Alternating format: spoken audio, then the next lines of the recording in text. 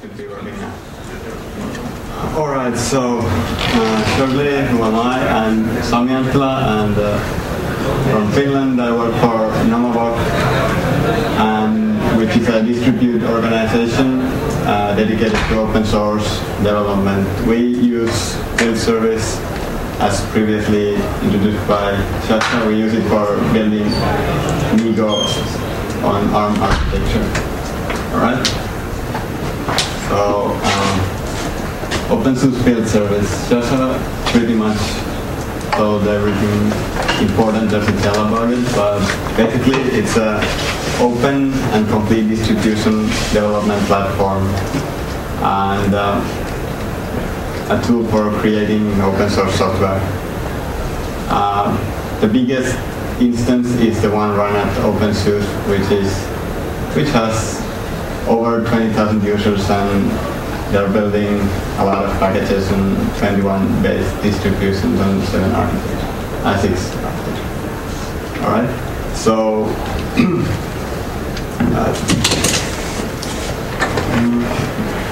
all right. So, single OBS instance, such as the one at OpenSUSE, consists of the server instance and workers performing the actual building jobs. Similar to this picture. So one OBS server can host a variety of workers. It scales up pretty well for the single OBS instance.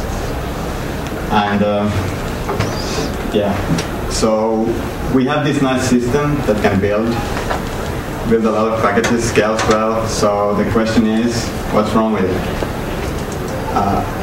So we at Namavoc, we recognize that sometimes there's need to host 2 or more separate OBS instances that are isolated, that don't need to know each other and don't want to know about each other, but allocating separate workers for each one of those OBS instances would usually waste resources, mostly because one worker with the current architecture in OBS can only work for one OBS server.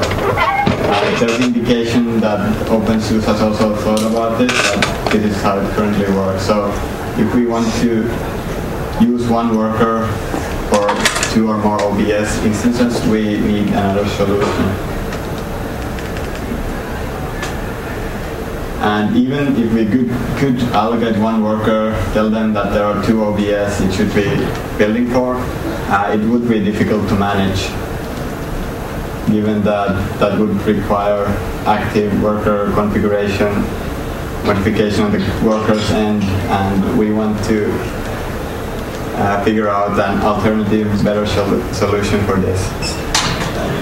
Our solution we call the flexible worker pool, and the part that's interesting here is the worker pool master. Basically, the idea is that the worker pool master is an independent service.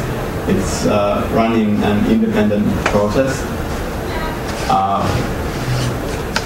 It would allow dynamic worker allocation. So basically it works as a server that dispenses the workers for the OBS instances. And we want to do this in a controlled way, which means basically we want to be able to tell the WPM that this worker works for this OBS instance now, and for say a few more builds to be, and then it's transferred to another one. And the part that addresses this idea is the scheduler, which should have access to the build queues. It knows what the OBSs want to build, and the scheduler can then choose which OBS to allocate the workers to. And of course, in the control part, we also want to be able to do this manually, but as a default, we could be using a scheduler that does this automatically, allocating the workers to those who need them the most. And For this controlled resource management, we have web-based administrative user interface that's implemented in Rails, Ruby on Rails to be exact, and the choice for that was mainly made because the actual user interface for OpenSUSE build service is actually made in Rails as well. And we decided to implement WPM with Ruby as well. And together with WPM and the workers, we call it the flexible worker pool.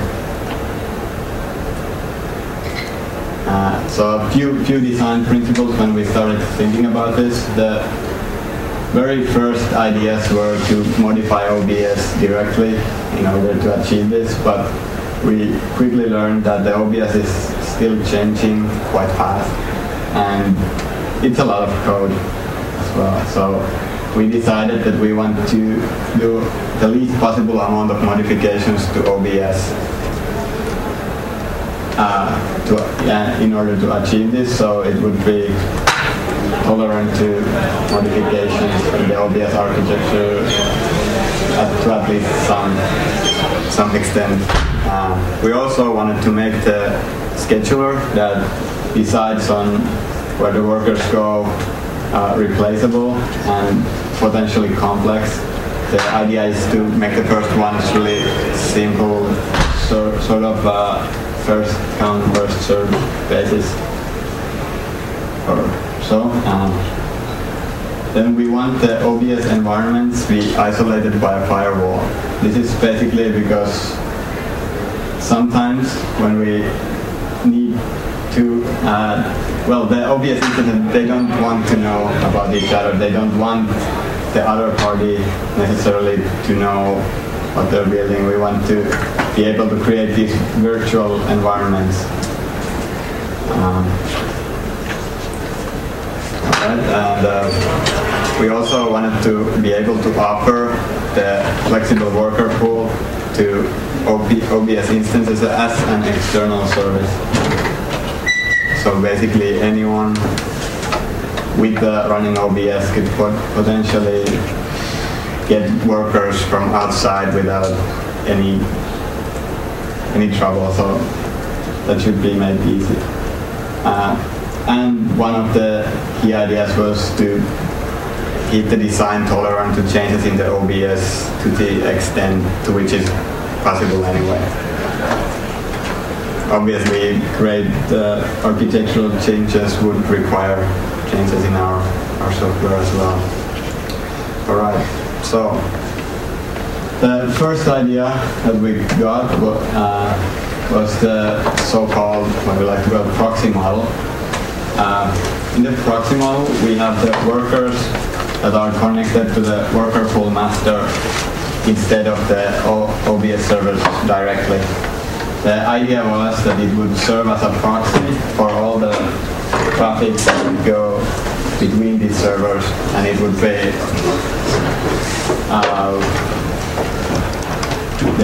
so it would work as a proxy for all the traffic that goes around.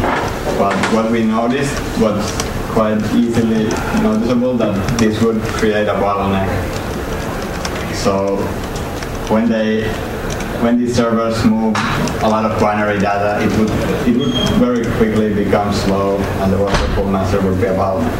However, we also noticed that the OBS structure, the OBS server sends the worker its own connection data, like IP address and port, when it asks the worker to commence build job. So with our design, it actually so happens that the workers, all the status information for the OBS server, all the lightweight data is moved through the worker pool master, but actually all the heavy binary operations go directly from the workers to the servers. So I'd say we got a bit lucky there as well.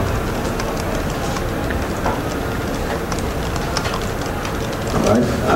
The advantages of this model are we can monitor the status of each worker in the WPM, in real time, so we can make good decisions on when to sever connections between the OBS and the workers. Like when a build completes, we don't have to tell the OBS that the build is complete. The worker is idle again.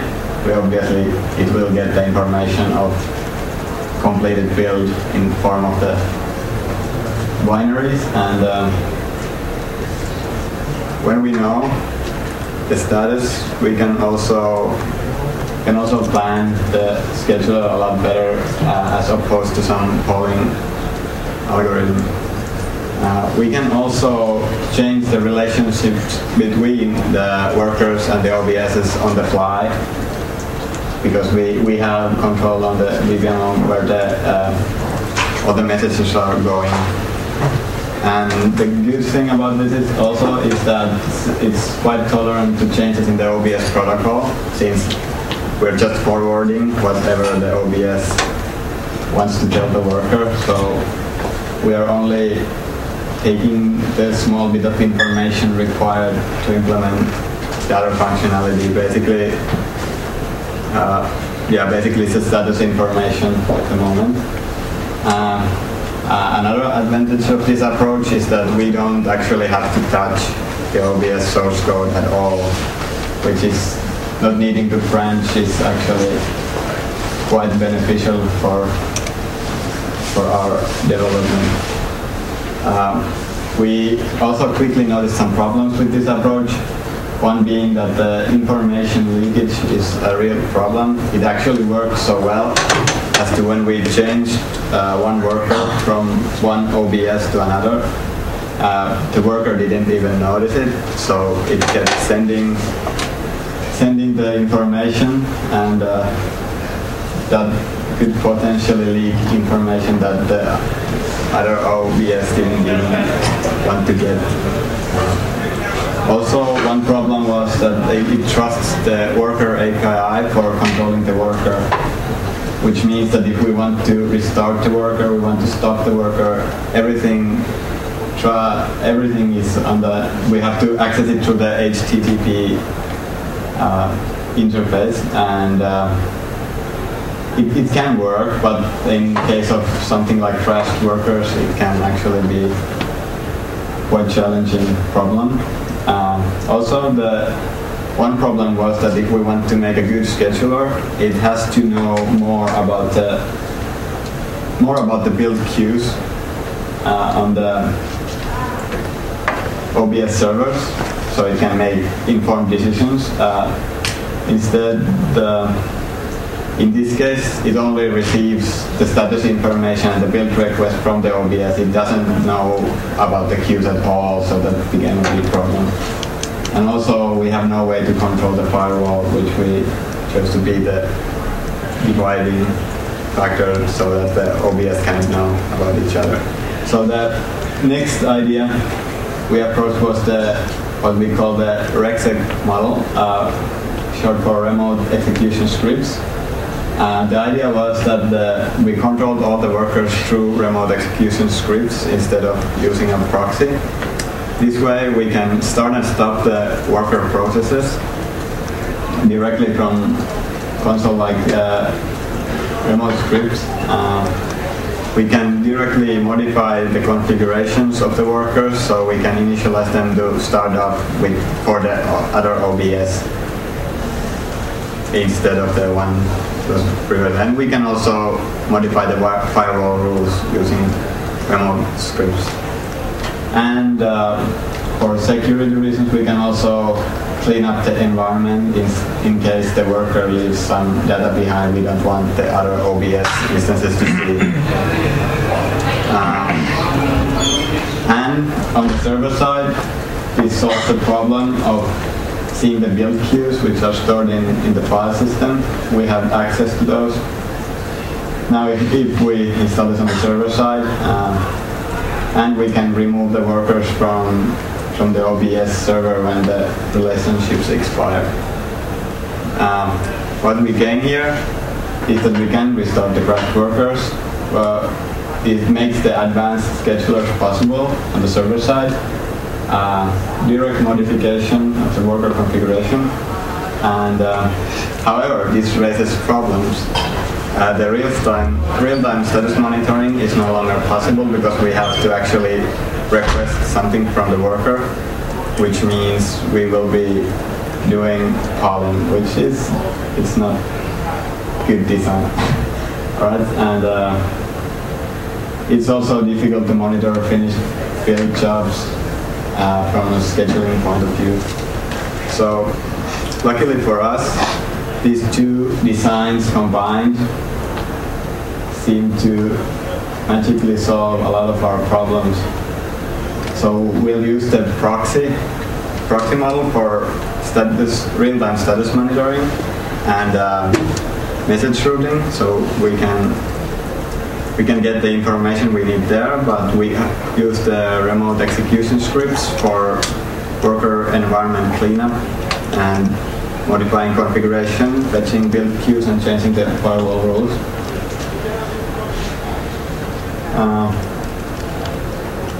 All right, so where are we at the moment? Our programming of it is currently on proof of concept level. We haven't got a working prototype as of yet. The source code which we have is currently released sort of in the URL given here. And we have plans to publish it in tutorials once we reach the alpha version. Chose for tutorials was because the OBS is also in the same place, so it only makes sense to put there. All right. So conclusion: the hybrid model, as we call it, seems to solve all our problems that we currently know of with the concept. We should be getting the first implementation, some sort of working prototype out in the coming few months. We don't yet know. We actually have everything we need to make it work. We have all the demos in the URL given before that prove that this concept should work, but we haven't gotten so far as to release a working prototype yet. All right. Any questions? How many guys are working on it currently? Except you two guys? It's maybe what's the initial, which organization is behind it, or what's the initial intent? So. All right. So initially, like I mentioned before, I work for Nomavok, and okay. Yeah. Sorry. Yeah. All right. So we have noticed that sometimes it is necessary to host a separate instance for, say, clients. And we don't necessarily want them to know of this. So and since the workers are often idle, it wouldn't make much sense to allocate as much hardware to every one of them. So sharing is caring. Right? All right.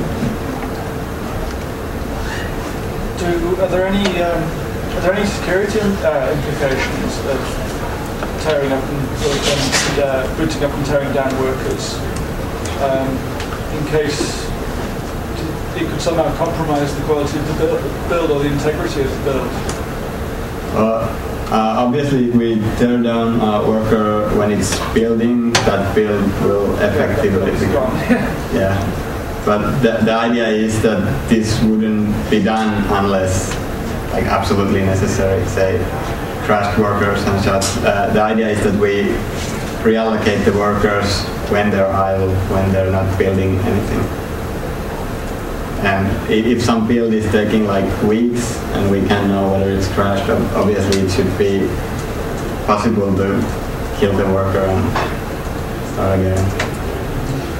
Well, there's certainly some thinking about trust necessary. For example, if we as the OpenSUSE build service would like to also use the Migo workers from the Migo build service, which are maybe currently staling, then it's, how do we know that we can trust the workers, that they don't do fancy stuff? So that, is at least a question which should be elaborated. For example, could you get a man in the middle faking to fake the proxy or something, and then give you back some build packages which might have had some. Well, technically the proxy isn't doing something that nobody else could. Like with the current architecture, someone could pretend to be a worker, I guess. Presumably you wouldn't connect to the proxy that you didn't know about. Yeah. The idea is that the one service offering the worker pool master is trusted. Right. Okay. But yeah, I think with the current architecture in OBS, technically it's possible for anyone to sign up as a worker. At least in an open. Don't do it. Haven't we discussed that we don't do that? The idea is that the workers for the worker pool would be kept. It's the administrator that manually lists what worker it trusts. Yeah. And there is no such thing that workers can come appear somewhere from the internet and say, I'm a worker and I do something. Yeah, exactly. So that's one of the ideas that we originally had, that all the workers could sign up for it, but we realized that that's probably not a good idea on the loaner. I was thinking about this for Hack Week last week. We had our OpenSUSE Hack Week. And I was thinking about maybe having workers that were running on Amazon EC2. So you could create spawn worker instances off in the cloud to increase your capacity. However, you would need complete control over the machines that the instances are running on to be able to assure that they weren't manipulating those instances. Yeah, well, the idea currently is that we have control of both the workers and the worker pool master. Obviously, this is not a restriction if someone wants to look into it, but currently we are working under the assumption that we have all the workers under our rules. Sami said Novavok is mainly specializing on ARM builds, and especially native builds. So they are ARM native workers. That somehow limits anyway the possibility to get them on the cloud, so that's not a direction we were thinking of. But of course, that's no technical limitation, that's just the way we are thinking. Yeah, that's your client needs.